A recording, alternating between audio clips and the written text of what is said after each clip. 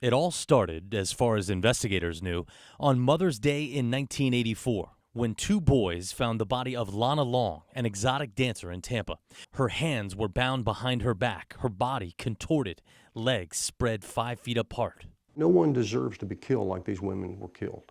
2 weeks later, a second victim. The series of homicides started, and we were finding a body. It averaged out about every 2 weeks. Colonel Gary Terry was the Hillsborough County Sheriff's Office's lead investigator on the case. You know if you don't solve it soon, someone else is going to die. More women were killed, 4 by Labor Day. The gruesome scenes including ligature marks from the victims being tied and raped before they were murdered.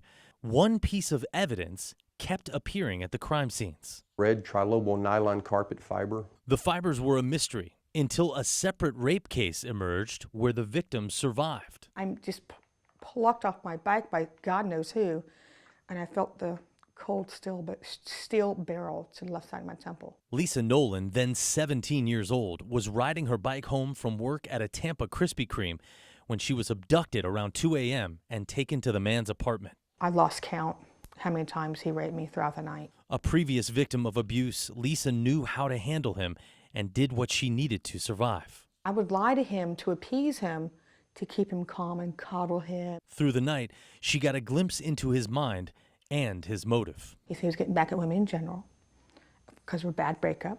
After 24 hours from hell, incredibly, he let her go. On the ride home, she peeked beneath a blindfold, finding the evidence that would catch a killer, the word Magnum on the dash, and a red carpet interior. For the movers, the action people, Dodge Magnum XE, 78. Detectives matched the Dodge Magnum with an ATM transaction, and Lisa picked Long out of a lineup. His reign of terror was finally over. If we had not captured him when we did, he would have, I'd hate to think of what his body count would have been. Long later confessed to at least 8 murders over that 8-month span in 1984 and was sentenced to death. A lot of lives just gone right down the tubes because of me. You know, in one way or another. And it's not a good feeling. It's not a pleasant feeling. I'm not proud of anything I've done. And the worst thing is I don't understand why. I don't understand why. But investigators and prosecutors believe he raped dozens of women before his killing spree, answering classified ads by unsuspecting young women. Oh, he's an absolute sicko. He's an arrogant son of a bitch.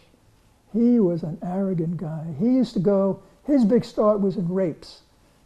He would answer ads where the parents were trying to sell the baby furniture.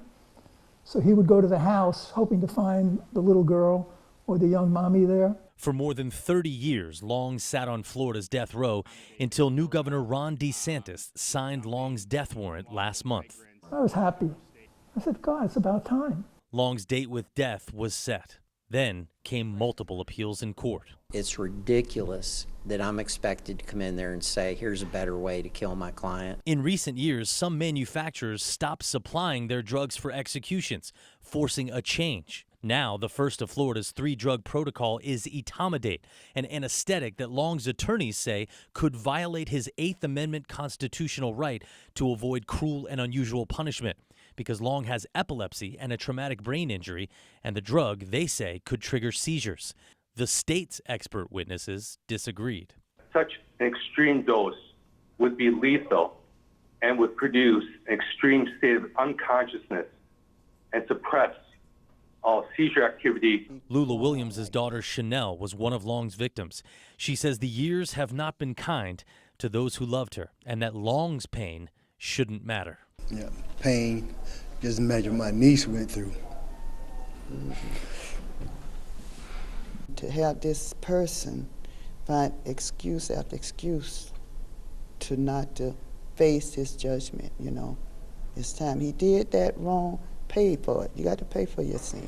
As for Long's only known survivor from that 1984 killing spree, the woman who brought Long to justice is now an officer of the law herself. Just because you become a victim, you don't have to stay there. Lisa Noland is now Master Deputy Lisa McVeigh in the same Hillsborough County Sheriff's Office that helped catch her attacker. She says she'll be at Long's execution, hoping it may finally, 35 years later, bring her some closure.